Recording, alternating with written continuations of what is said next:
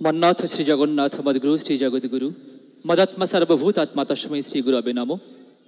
আমার জীবনের নাথ, জগতের নাথ, আমার গুরু তথা জগতের গুরু যুগপুরুষোত্তম, যাকে নিয়ে আজকের এই আয়োজন, তার রক্তিম কমলচরণে আমার শত সহস্র কোটি প্রণতি নিবেদন করি।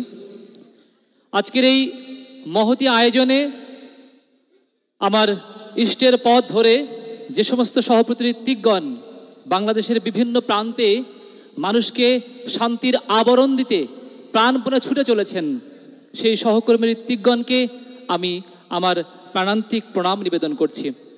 অতঃপর আজকের এই মাঙ্গলিক আয়োজনে যে সমস্ত সভ্যগণ এই সভাটাকে সুসজ্জিত করেছেন, আজকের মাননীয় অতিথিবৃন্দ, প্রধান অতিথি, বিশেষ অতিথি সহ প্রশাসনের বিভিন্ন পর্যায়ের কর্মীবৃন্দ এবং বাংলাদেশের বিভিন্ন সৎসঙ্গের থেকে বিভিন্ন সৎসঙ্গের শাখা, বিভিন্ন সৎসঙ্গের যে সমস্ত আমার প্রাণপ্রিয় কর্মীগণ ছুটে এসেছেন এই অঙ্গনকে সার্থক করতে, তাদের প্রতি প্রত্যেকের প্রতি রইল আমার প্রাণান্তিক জয়গুরু অন্তে প্রণাম।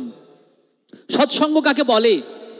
আমরা ইতপূর্বে স্বাগত বক্তব্যে এক এক এক করে ৩-৪ জনের আলোচনার মধ্যে তার কিছু ইঙ্গিত খুঁজে পেলাম। সেই ইঙ্গিত কি?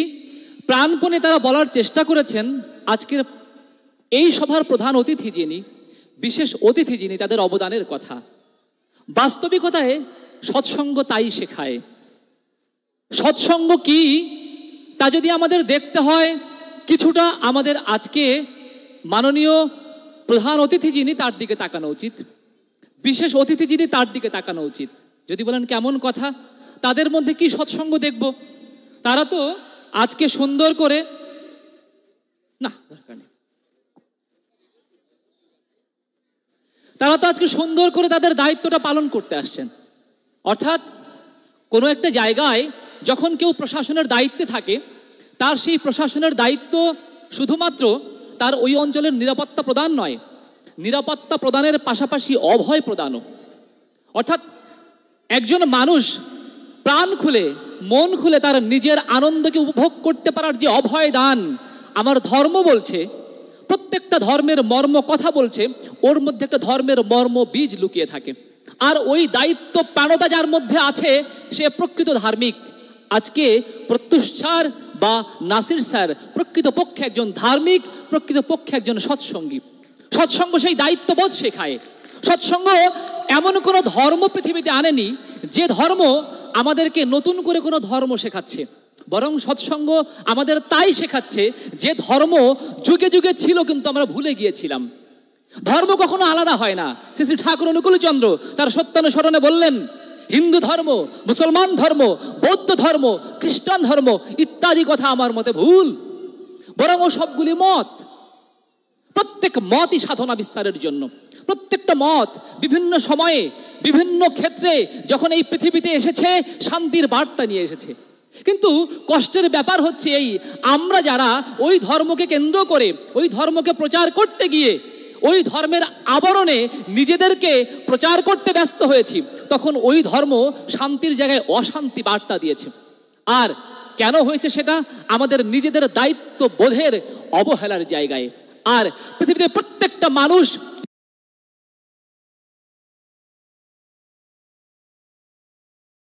যখন তার নিজ নিজ দায়িত্বকে নিজ নিজ দায়িত্বের জায়গায় কঠোরভাবে এবং নিজের সংযম এবং নিজের যে শৃঙ্খলার জায়গায় নিজের চরিত্রতে তার প্রকৃত জ্ঞানটাকে প্রস্ফুটিত করে তার দায়িত্ববোধকে সঠিকভাবে পালন করেছে, তারাই ধর্মকে প্রতিষ্ঠা করেছে। আর সেই ধর্মের বার্তাবাহক রূপে আজকের শুধুমাত্র আমি মনে করব তারা আমাদের প্রশাসক নয়, তারাও আমাদের গুরু ভাই, সৎসঙ্গী হিসেবে আজকে মঞ্চে এই আসনটাকে যেন অলঙ্কৃত করছেন। তাদের জন্য আমি পরম পিতার কাছে প্রাণপণে এই প্রার্থনা নিবেদন করি, সৎসঙ্গের যে শান্তির বার্তা আমরা বহন করার চেষ্টা করছি, প্রশাসনের প্রত্যেকটা জায়গায় ওই একই রূপে শান্তির বার্তা যেন প্রত্যেকটা মানুষ পেয়ে যায়। আর ওই প্রত্যেকটা মানুষের শান্তির বার্তা যখন তারা প্রাণপণে আনন্দে উপভোগ করতে পারে, তখন ধর্মটা উৎফুল্ল হয়ে ওঠে। সেটাই ধর্ম। ঠাকুর আমার বললেন, you are for the Lord, not for others. You are for the Lord and so for others. এটা কেমন কথা? একটা দ্বৈত কথা ঠাকুর বললেন তার ধর্মের সংজ্ঞার মধ্যে। আমাদেরকে তিনি মানুষ করে গড়ে তোলার চেষ্টা করেছেন। একটু আগে আমরা নিতাইদার বক্তব্যে শুনছিলাম সৎসঙ্গ মানুষ গড়ার কারখানা। এ কেমন কথা? এতদিন কি আমরা মানুষ ছিলাম না? না, ছিলাম না। কেমন মানুষ ছিলাম আমরা? কেমন মানুষ ছিলাম যে মানুষ পিতা হয়ে পিতার দায়িত্ব পালন করিনি, যে মানুষ পুত্র হয়ে পুত্রের দায়িত্ব পালন করেনি, যে মানুষ শিক্ষক হয়ে শিক্ষকের দায়িত্ব পালন করেনি, যে মানুষ ডাক্তার হয়ে ডাক্তারের দায়িত্ব পালন করেনি। এমন মানুষ হতে চলেছি আমরা এই পৃথিবীতে। যখন মান ইজ দ্য সেকেন্ড গড হয়ে গেল, আর এই মান ইজ দ্য সেকেন্ড গড থেকে যখন ফার্স্ট গডের দিকে যেতে থাকলো, তখন আমরা আমাদের দায়িত্বগুলোর জায়গায় প্রচুর পরিমাণে অপদায়িত্ব পালন করেছি, দায়িত্বের জায়গায় প্রচুর অবহেলা করেছি। আর তখনই ধর্মের মূল মর্মবীজটা এই পৃথিবীতে শেখানোর প্রয়োজন হয়ে পড়েছিল।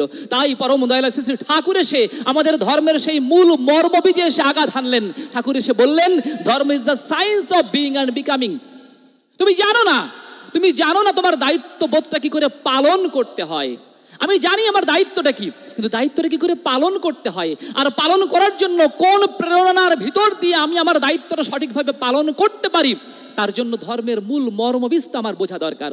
আর সেই মূল মর্মবীজের প্রধান যে উপাদেয় ছিল, সে হচ্ছে আমার নিজের মনুষ্যত্ববোধকে আগে জাগিয়ে তোলা।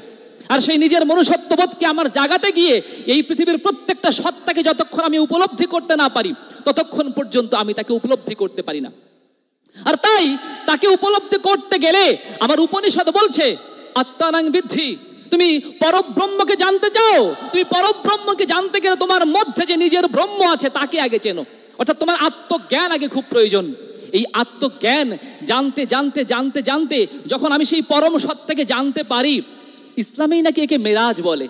আর এই মেরাজে আমার নবীজির যে উপলব্ধি, সেই উপলব্ধির অভাব আজকে পড়ে গিয়েছে অনেক জায়গায়। তাই প্রকৃত মুসলমান পাওয়া যায় না। ওই উপনিষদের যে উপলব্ধি, তাই অভাব পড়ে গিয়েছে প্রত্যেকটা হিন্দুর মধ্যে, তাই প্রকৃত হিন্দু পাওয়া যায় না। ওই বাইবেলের যে শান্তির বার্তা, তার অভাব পড়ে গিয়েছে খ্রিস্টানদের মধ্যে, তাই প্রকৃত খ্রিস্টান পাওয়া যায় না। আমার দয়াল ঠাকুর বললেন, আমার তো মনে হয় একজন প্রকৃত মুসলমান, একজন প্রকৃত হিন্দু, একজন প্রকৃত বুদ্ধিস্ট, একজন প্রকৃত খ্রিস্টানের মধ্যে কোনো পার্থক্য নেই, কারণ তারা সবাই একই পরম পিতার সন্তান। বলেন তো, এই পৃথিবীতে একজন ভগবান, একজন আল্লাহ, একজন ঈশ্বর, একজন গড, তারা দুজন হন না। তারা যদি দুজন না হন, তাদের শান্তির বার্তা কখনো দুরকমের হয় না। তাদের শান্তির বার্তা বরাবর এক ছিল, আমরা ভিন্ন করেছি। আর তাই ঠাকুর এসে এ যুগে ওই জিনিসটাকে আঁকড়ে ধরে ওটাকে আমাদের মর্ম বীজের মধ্যে ঢুকিয়ে দেওয়ার বারবার চেষ্টা করেছেন। ঠাকুর এসে স্পষ্ট বললেন, পূজা পাঠ তুই যতই করিস, ফুল তুলসী গঙ্গা জলে, অনুশীলনী কৌশল ছাড়া জ্ঞান হবে না কোনো কালে। ধর্মের এত এত মানে আঘাত করা বাণী মনে হয় কেউ কখনো দেননি, যে পূজা পাঠকে চ্যালেঞ্জ করে দিচ্ছেন, যে এই সমস্ত ফুল তুলসী গঙ্গা জলের পূজা জলে কিছুই হয় না। কেন হয় না? ঠাকুর বলছেন, যতক্ষণ তোমার অনুশীলনের মধ্যে, মানে তোমার নিজের মধ্যে তুমি ওই পূজাকে ধারণ করতে না পারো, তুমি যতক্ষণ পর্যন্ত ওই যে দেবতাকে, যে দেবীকে, যে আরাধ্য তোমার আরাধ্য তোমার যে অবতার পুরুষকে, তোমার প্রেরিতকে, পয়গম্বরকে তুমি ধারণ করার চেষ্টা করছো, তুমি তার মর্ম বাণীটাকে যতক্ষণ নিজের চরিত্রে রূপায়িত করতে না পারছো, ততক্ষণ পর্যন্ত তুমি ধর্ম বোঝোনি। এই জায়গাতে এসে ঠাকুর এসে কি বললেন, তুমি প্রত্যেকের বাঁচা বাড়ার দিকে নজর দাও। কেমন? তুমি নিজে তো ভালো থাকতে চাও। তুমি যদি নিজে ভালো থাকতে চাও, তবে তোমাকে তোমার নিজে ভালো থাকার জন্যই তোমার পাশের জনকে ভালো রাখতে হবে। নতুবা তুমি যদি পাশের জনকে ভালো না রাখো, তুমি নিজে কখনো ভালো থাকতে পারো না। এই মূল বীজের যে মূল বার্তা, সৎসঙ্গের মূল বার্তা কিন্তু তাই। অর্থাৎ আমার মূল জায়গাটাকে আমি ধরতে পারা, এই মূল জায়গাটাকে আমি ধরতে পারতাম না, না আমরা পারিনি ধরতে। আমরা এই মূল জায়গাটা ধরতে ধরতে কেমন জানি ছেড়ে গিয়েছি। তাই ধর্মের বহু বাতাবরণ হয়েছে, ধর্মের বহু বার্তা বাহক বিভিন্নভাবে আমাদের শান্তির বার্তা যেমন ভাবে দেওয়ার চেষ্টা করুন না কেন, আমরা কেন জানি ওখান থেকে সংহতির থেকে অসংহতিতে চলে গিয়েছি, সম্প্রীতি থেকে অসম্প্রীতিতে চলে গিয়েছি। আর ওই দায়িত্ব পালনের জায়গায় ঠিক ঠাকুর এসে ওই জায়গায় আমাদের হাত দিলেন। যে সৎসঙ্গ তাই শেখায়, একজন পিতাকে প্রকৃত পিতা হতে শেখায়, একজন শিক্ষককে প্রকৃত শিক্ষক হতে শেখায়, একজন মাকে প্রকৃত মা হতে শেখায়, একজন সন্তানকে প্রকৃত সন্তান হতে শেখায়। আর ও যদি মূল গোড়ায় তৈরি না হয়, তাহলে ঠাকুর বলছেন কিছুই খুব বেশি হয় না। আমি আমার এই ঋত্বিকতা জীবনের পাশাপাশি ঢাকাতে একটা স্কুল অ্যান্ড কলেজে শিক্ষকতা করি, আপনারা অনেকেই জানেন। বাচ্চাদেরকে ক্লাসে বাচ্চাদেরকে ক্লাসে যখন শিক্ষা দেওয়ার ক্ষেত্রে ক্লাস করাই, ক্লাসের পাশাপাশি যদি 1 মিনিট 2 মিনিট সময় পাই, এটুকু বোঝানোর চেষ্টা করি যে দেখো বাবা, এই তুমি একদিন হয়তো এই বাংলাদেশের চূড়ান্ত একটা পর্যায়ে যেতে পারো। তুমি হতে পারো বাংলাদেশের একজন বড় ডাক্তার, তুমি হতে পারো বাংলাদেশের একজন বড় ইঞ্জিনিয়ার, তুমি হতে পারো বাংলাদেশের একজন বড় আইনজীবী, কিন্তু মনে রেখো তুমি যদি প্রকৃত মানুষ না হও, তুমি এই বাংলাদেশের কল্যাণে, এই দেশের কল্যাণে কিচ্ছু করতে পারবে না। তাই তোমাকে ওই আইনজীবী হওয়ার আগে, ওই ডাক্তার হওয়ার আগে, ওই ইঞ্জিনিয়ার হওয়ার আগে, ওই বড় কর্মকর্তা হওয়ার আগে প্রকৃত মানুষ হতে হবে। ঠাকুর এসে বললেন ওই মূল জায়গাটায় আগে হাত দেওয়া দরকার। তাই ঠাকুর বলছেন তার বাণীতে, দীক্ষা নিয়ে শিক্ষা ধরিস, আচার্যকে করে সার, আচরণে বোধ চয়নে জ্ঞানের সাগর হনা পার। আমরা অনেক জ্ঞানের চর্চা করছি, অনেক ভালো ভালো কথা বলছি, ওতে কখনো শান্তি হয় না। শান্তি হয় ওই ভালো ভালো কথাগুলো যখন আমি আমার নিজের জীবনে রূপায়ণ করতে পারি। তাই ঠাকুর বলছেন ছোট্টবেলায় একটা চারা গাছ যত্ন করে তাকে যত সুন্দর করে গড়ে তোলা যায়, ওই চারা গাছটা একটু বড় হয়ে যাওয়ার পর আর সেই যত্ন করলেও কাজ হয় না। অর্থাৎ ঠাকুর গোড়ায় হাত দেওয়ার কথা বলছেন। ঠাকুর বলছেন যদি আমরা ছোট্টবেলা থেকে আমাদের ছোট ছোট বাচ্চাদেরকে ওদের মধ্যে মনুষ্যত্ব বোধটাকে, ধর্মের প্রকৃত বোধটাকে জাগাতে না পারি, কি হবে জানেন? মনে পড়ে যাচ্ছে আমার সেই পুরনো ইতিহাসের কথা, যখন অবিভক্ত বাংলার নেতা দেশবন্ধু চিত্তরঞ্জন দাস, অবিভক্ত বাংলার নেতা হিসেবে তিনি যখন ঠাকুরের কাছে গেলেন ব্রিটিশ বিরোধী আন্দোলনের সময়, তখন ঠাকুরের কাছে গিয়ে তিনি বিভিন্ন আন্দোলনের কথা বলছেন। ঠাকুর আমরা এইভাবে আন্দোলন করছি, দেশটাকে স্বাধীন করব, অমুক করব। ঠাকুর বলছেন কি আন্দোলন করছেন, কি আন্দোলন করছেন দাসদা? দেশবন্ধু চিত্তরঞ্জন দাস বলছেন ঠাকুর আমরা নন কোঅপারেশন আন্দোলন করছি। নন কোঅপারেশন বলছে অসহযোগ আন্দোলন, মানে আমরা ব্রিটিশদের কিছু নেব না, ওদের ত্যাগ করব, ওদের অমুক করব তমুক করব, এই স্বদেশি পণ্য করো, বিদেশি পণ্য বর্জন করো, এরকম করছি। ঠাকুর বলছেন খুব ভালো, খুব ভালো দাসদা, সমস্যা কি জানেন তো? এই নন কোঅপারেশন করতে করতে করতে করতে ব্রিটিশ একদিন চলে যাবে, কিন্তু আপনাদের মধ্যে থেকে নন কোঅপারেশন যাবে না। খারাপ চর্চা করতে করতে খারাপ চর্চাটা ভিতরে থেকে যাবে। তাই কি হচ্ছে, সত্যি সত্যি ব্রিটিশ চলে গিয়েছে, কিন্তু নন কোঅপারেশন আমাদের মধ্যে যায়নি। আজকে আমাদের জাতিতে জাতিতে নন কোঅপারেশন, ভাইয়ে ভাইয়ে নন কোঅপারেশন, পরিবারে পরিবারে নন কোঅপারেশন, সমাজে সমাজে নন কোঅপারেশন, স্বামী স্ত্রীতে নন কোঅপারেশন, প্রত্যেক ঘরে ঘরে এক নন কোঅপারেশনের মধ্য দিয়ে আমরা জগৎটাকে এক অশনি সংকেতের দিকে নিয়ে যাচ্ছি। না, ধর্ম এটা শেখায় না, শান্তির বার্তা কখনো তা নয়। তাই ঠাকুর এসে বলছেন কোঅপারেশন শেখাও। ঠাকুর বলছেন যে প্রত্যেকটা ধর্মের মধ্যে যে মেলবন্ধনগুলো আছে সেগুলো নিয়েই তো সৎসঙ্গের কাজ। সৎসঙ্গ শুধু ওই মিলগুলো নিয়ে আমাদেরকে এক করতে শেখায়। কি নতুন কোনো বাণী সৎসঙ্গ দেয়নি। সৎসঙ্গ সত্য যুগে যেমন ছিল আজও তেমনই আছে। সৎসঙ্গ সত্য যুগের সত্য পথের নিশানা, এ যে এক মানুষ গড়ার কারখানা। বলছে সত্য যুগে ঠিক যেমন ছিল, মানে সৃষ্টির শুরুতে ঠিক যেমন ছিল, আজও ধর্ম সেই একই কথা বলে। আমরা ভুলে যাচ্ছি, আমরা জানতে পারছি না, তাই আমরা বুঝতে পারছি না। আমাদের নিজেদের চলার ফলে আমাদের এখানে কেউ নাই, আমাদের নিজেদের চলার ভুলে আমাদের নিজেদের ধর্মকে নিজেদের মতো রকমে করে নেওয়ার ফলে আমরা কি করছি, আমরা সেই বার্তা শুনতে পাচ্ছি না। কিন্তু বার্তা যারা শুনতে পাচ্ছেন তারা কিন্তু ঠিকই একায়িত হন। আজকে আমার খুব ভাল লাগছে, খুব ভাল লাগছে কাকে দেখে জানেন? সেই সুদূর আমেরিকা থেকে এত কষ্ট করে বিজয়দাকে আমি মানে কতদিন পরে মনে মনে কত রেখেছি, কিন্তু আজকে তাকে আলিঙ্গন করতে পেরে আমার খুব ভালো লাগছে। কেন এই কথা বলছি? কারণ তাকে এই পাওয়ার টান, কোন টান? ঠাকুর বলছেন ধর্মের প্রকৃত টান এমন টান যে টানে গোটা বিশ্ব জগৎ এক হয়ে যায়। গোটা বিশ্ব জগতের মধ্যে কোনো ভেদ থাকে না। মানুষ সামনে যখন তার প্রকৃত মনুষ্যত্ব বোধ জেগে ওঠে, সত্যের প্রকৃত নিশানা জেগে ওঠে, সে তখন সব ভুলে যায়, ভুলে গিয়ে প্রেমকে তাগিয়ে তোলে। সৎসঙ্গ সত্য যুগের সত্য পথের নিশানা, এ যে এক মানুষ গড়ার কারখানা। সৎসঙ্গ সত্য যুগের সত্য পথের নিশানা, এ যে এক মানুষ গড়ার কারখানা। এই যুগের এ পথ পিছল ভারী, সম্মুখে ঘোর অন্ধকার। ও ও দেখি নকল মানুষ দুনিয়া বোঝাই, আসল মানুষ নাই যে আর।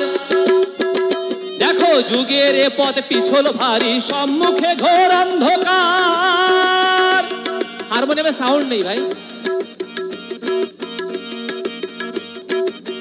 ও দেখি নকল মানুষ দুনিয়া বোঝাই, আসল মানুষ নাই যে আর।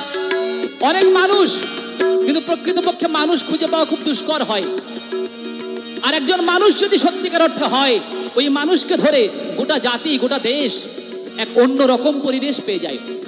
ও তাই এই মানুষকে মানুষ করতে সেই মানুষ নেমেছে মরতে। এই মানুষকে মানুষ করতে সেই মানুষ নেমেছে মরতে। মানুষেতে মানুষ ধরতে জাতের বিচার করে না। এই যে এক মানুষ গড়ার কারখানা, সৎসঙ্গ সত্য যুগের সত্য পথের নিশানা। এই যে এক মানুষ গড়ার কারখানা। এই মানুষ গড়ার কারখানায় সবারে আমি এই আহ্বান করি যে আপনার প্রত্যেকের জায়গায় ঠাকুর যেমন বলেছেন, তোমার মূল উৎসকে তুমি ভালোবাসো। মূল উৎসকে যদি তুমি ভালোবাসতে না পারো, তবে তুমি জগতের জন্য কিছু করতে পারো না। তাই ঠাকুরের বাণীর প্রথম part, you are for the Lord, not for others. তুমি আগে তোমার প্রভুকে ভালোবাসো। যে প্রকৃতপক্ষে ঈশ্বরকে ভালোবাসে, যে মনে করে এই পৃথিবীর প্রত্যেকে ঈশ্বরের সন্তান, যে প্রকৃতপক্ষে আল্লাহকে ভালোবাসে, সে জানে এই পৃথিবীর প্রত্যেকটা জীব আল্লাহর সৃষ্ট জীব। সে কখনো কোনো জীবকে কষ্ট দিতে পারে না, সে কখনো কোনো জীবের প্রতি অন্যায় করতে পারে না। এই ধর্মের মূল জায়গায়, মূল প্রেমের জায়গায় তুমি আগে ঈশ্বরকে ভালোবাসা শেখো। আর ঈশ্বরকে যখন ভালোবাসতে পারবে, তখন তুমি জগতের প্রত্যেকের মধ্যে তাকে দেখতে পারবে আর প্রত্যেককে ভালোবাসতে পারবে। কেননা ওই প্রত্যেকের মধ্যে তুমি তাকে খুঁজে পাবে। তোমার ওই ভালোবাসার টানটা তখন কর্মের মধ্য দিয়ে পৃথিবীর মধ্যে এক শান্তির বার্তা বয়ে আনবে। আর তাই ওই বার্তা বয়ে আনার জন্য ঠাকুর সুন্দর করে তার যে নতুন এই বার্তা দিয়ে গেলেন, সেই বার্তার মধ্যে আমরা শুধুমাত্র তার ওই প্রেমটাকে খুঁজে পাই। কি প্রেম? You are for the Lord, not for others. You are for the lord and so for the others.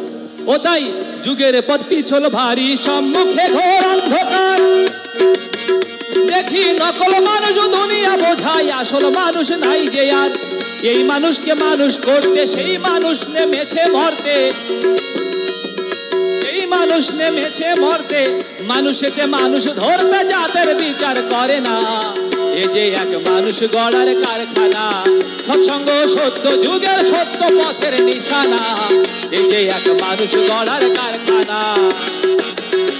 একটা মানুষ এই পৃথিবীতে এমনি এমনি হয় না। নেপোলিয়ন বোনাপার্ট বলেছিলেন যে আমাকে একটা শিক্ষিত মা দাও, আমি তোমাকে একটা শিক্ষিত জাতি উপহার দেব। ঠাকুর এসে একই বার্তা মনে করিয়ে দিলেন যে একটা মানুষ কখনো আকাশ থেকে আসে না। সুন্দর একটা মা যদি না হয়, সুন্দর একটা সন্তান পৃথিবীতে আসে না। তাই সুন্দর একটা মা কি করে হতে হয়, সেই শিক্ষায় ঠাকুর সুন্দর নারী জাতি গঠনের কথা বললেন। নারী শিক্ষায় মনে রাখতে হবে, নারী শিক্ষায় ঠাকুর এমন অবদান রেখেছেন যা চিন্তা করা যায় না। 1937 সালের কথা বলছি। 1937 সালে ঠাকুর আশ্রমের মায়েদের জন্য, আশ্রমের নারীদের জন্য স্পেশাল স্কুল করেছেন 1937 সালে, যেটা অসম্ভব ব্যাপার। এবং ওই সময়ে ঠাকুর বিএসসি পাশ করেছিলেন নারীদেরকে। আমাদের মা সর্বমঙ্গলা দেবী ওই সময়ে বিএসসি পাশ, যেটা রেকর্ড বাংলাদেশে প্রথম পাবনা এডওয়ার্ড কলেজে। ও তাই অনুলোমার আচরণে নারীর নীতি শিক্ষাতে দেখি সুন্দর একটা মা পাওয়া যায় সৎসঙ্গের এই দীক্ষাতে। দেখো দশবিধ সংস্কারে দেব শিশু জন্মাতে পারে। দশবিধ সংস্কারে দেব শিশু জন্মাতে পারে। পাল্টে দিল জগৎটারে, পাল্টে দিল জগৎটারে সৎসঙ্গের এই কয়জনা। এ যে এক মানুষ গড়ার কারখানা, সৎসঙ্গ সত্য যুগের সত্য পথের নিশানা। সৎসঙ্গ সত্য যুগের সত্য পথের নিশানা। এ যে এক মানুষ গড়ার কারখানা। দেখো প্রতিকূল এই পৃথিবীতে বিশ্বপিতায় অনুকূল,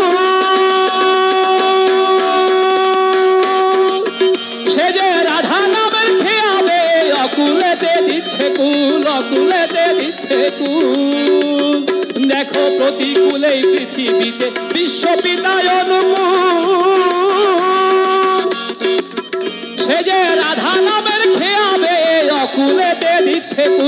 সঞ্জয় বলে শান্ত চিত্তে উঠলে কেহ এই তরিতে, সঞ্জয় বলে শান্ত চিত্তে উঠলে কেহ এই তরিতে, ভবসাগর পাড়ি দিতে তুফানের ভয় থাকে না। এ যে এক মানুষ গড়ার কারখানা, সৎসঙ্গ সত্য যুগের সত্য পথের নিশানা। এ যে এক মানুষ গড়ার কারখানা, সৎসঙ্গ সত্য যুগের সত্য পথের নিশানা। সৎসঙ্গ সত্য যুগের সত্য পথের নিশানা। সৎসঙ্গ সত্য যুগের সত্য পথের নিশানা। এ যে এক মানুষ গড়ার কারখানা। জয়গুরু বন্দে পুরুষোত্তমম। সত্যের উপাসক আমরা, সত্যকেই পূজা করি। সৎসঙ্গ, সদ্গুরু, সৎনাম, এই তিনের মধ্যে পৃথিবীর শান্তি নিহিত, সেই বার্তা ঠাকুর দিয়ে গিয়েছেন। জয়গুরু বন্দে পুরুষোত্তমম। ধন্যবাদ শ্রী মাদলদেব বর্মন সভাপতি ঋত্বিক মহোদয়কে তার অল্প সময়ে প্রাণবন্ত আলোচনা রাখার জন্য। আমাদের আজকের মহতী ধর্মসভার যিনি সম্মান